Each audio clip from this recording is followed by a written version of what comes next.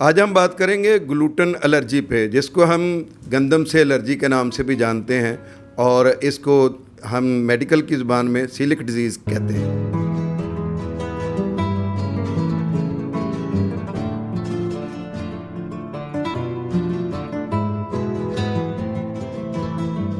اعوذ باللہ من الشیطان الرجیم، بسم اللہ الرحمن الرحیم۔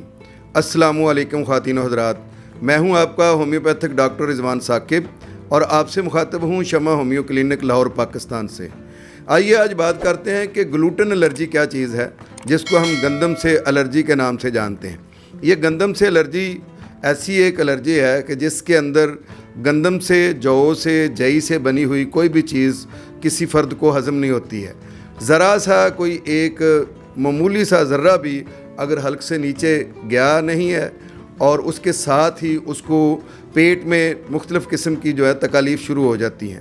ایون یہاں تک کہ یہ جو تھریشنگ کا سیزن ہوتا ہے، جس وقت گندم کی کٹائی ہو رہی ہوتی ہے، اس وقت اگر پیشنٹ جو ہے وہ گندم الرجی کا ہے تو اس کی طبیعت خراب ہونا شروع ہو جاتی ہے، سانس کی تکلیف ہونا شروع ہو جاتی ہے، پیٹ میں جو ہے وہ مروڑ اٹھنا شروع ہو جاتے ہیں، اور پیچس لگ جاتے ہیں، ڈائریا ہو جاتا ہے۔ یہ وہ ساری علامات جو ہے وہ گندم سے الرجی سے ہوتی ہے۔ بچے میں عام طور پر یہ گندم سے الرجی جو ہے وہ اس وقت ڈائگنوز ہوتی ہے جب بچہ ماں کا دودھ پینے کے بعد اب سالڈ جو خوراک ہے اس کے اوپر، ٹھوس غذا کے اوپر آ جاتا ہے۔ تو جب وہ سب سے پہلے کھانا کھاتا ہے تو اس میں جب گندم والی چیزیں کھاتا ہے، بسکٹ ہے، روٹی ہے، بریڈ ہے، کوئی بھی چیز ہے، تو وہ جب کھاتا ہے تو اس وقت اس کو پیٹ میں درد ہوتا ہے، موشن آتے ہیں، بعض دفعہ وامٹنگ ہوتی ہے۔ تو جب اس طرح کی علامات ہوتی ہیں تو پیشنٹ کو ڈاکٹر کے پاس لے کر جایا جاتا ہے کہ بچے کو خوراک ہضم نہیں ہو رہی ہے۔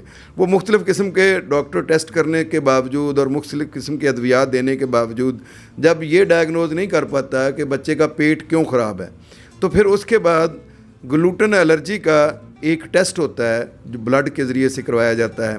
وہ ٹیسٹ کرنے کے بعد یہ پتہ چلتا ہے کہ اس کا گلوٹن ٹیسٹ جو ہے وہ پازیٹیو آ گیا ہے، یعنی اس کو گلوٹن سے الرجی ہے۔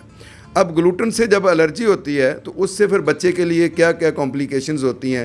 اس میں یہ ہے کہ بچے کا قد بڑھنا رک جاتا ہے، بچے کا پیٹ ہر وقت خراب ہوتا ہے، بچے کی سکن خراب ہونا شروع ہو جاتی ہے، اور اس کو موشن نہیں رکتے ہیں، اور اس کے علاوہ یہ ہے کہ اس کی جو منہ کے اندر چھالے دانے بننا شروع ہو جاتے ہیں، سکن کی بہت ساری ڈیزیزز جو ہیں وہ آ جاتی ہیں۔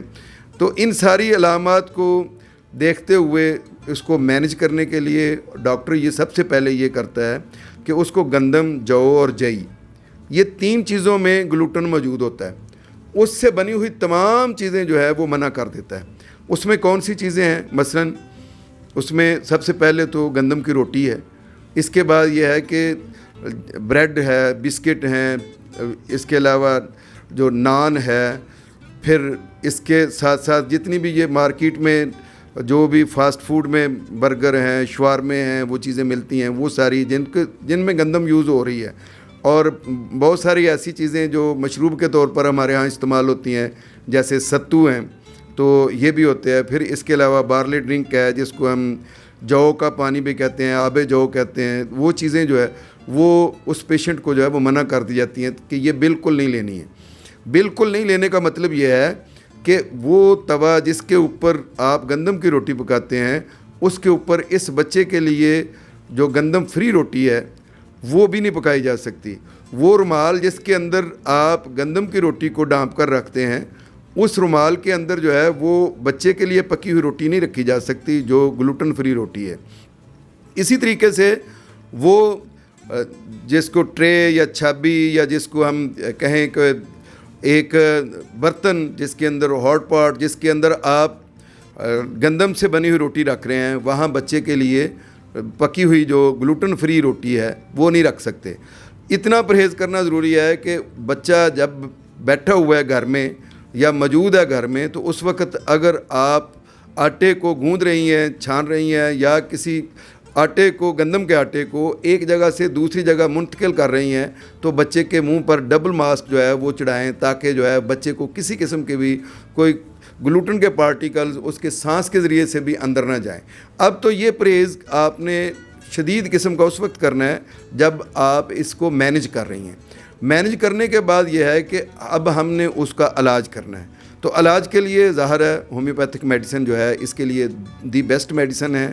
گلوٹن کا علاج موجود ہے، اگرچہ اس کے اندر بہت ساری کمپلیکیشنز آ جاتی ہیں بچے کے لیے، اس کی small intestine, large intestine, stomach اور اس کے جو ماؤتھ، ان میں اس کے اندر بلکہ پورا آپ کے ماؤتھ سے لے کر یہ اسوفیگس سے لے کر سٹمک سے لے کر small intestine, large intestine, colon, anus, ہر چیز ڈسٹرب ہو جاتی ہے.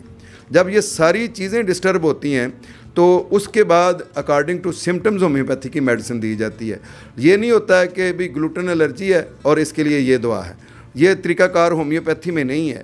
اس کا طریقہ کار یہ ہے کہ ڈاکٹر جو ہے وہ پورے سمٹمز لیتا ہے، اس کے مطابق دیکھتا ہے کہ اس کی کون سی میڈیسن جب دی جائے تو اس سے جو گلوٹن کی وجہ سے اس کے اندر جو کمپلیکیشنز پیدا ہوئی ہیں، اس کی صحت کو نقصانات ہوئے ہیں، اس کو کس طریقے سے جو ہے وہ ٹھیک کیا جائے، اور اس کے ساتھ ساتھ گلوٹن سے نجات اس کو کیسے دلائی جائے. یاد رکھیں گلوٹن الرجی انتہائی خطرناک مرض ہے.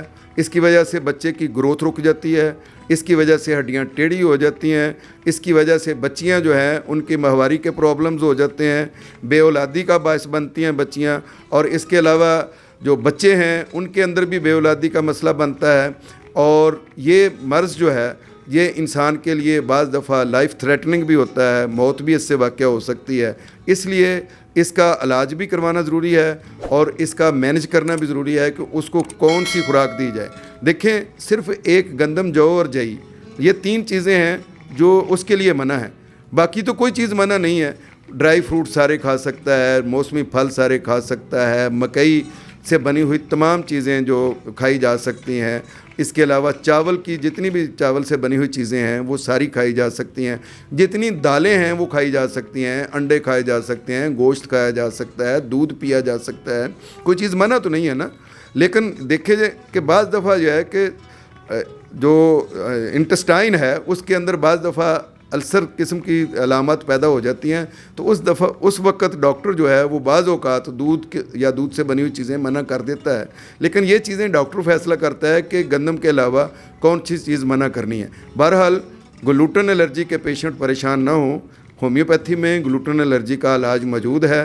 آپ کسی اچھے ہومیوپیتھ ڈاکٹر سے رابطہ کریں اور اپنے گلوٹن الرجی کا علاج کروائیں. انشاءاللہ اس سے شفا ہوگی. بہت شکریہ. اللہ حافظ. السلام علیکم.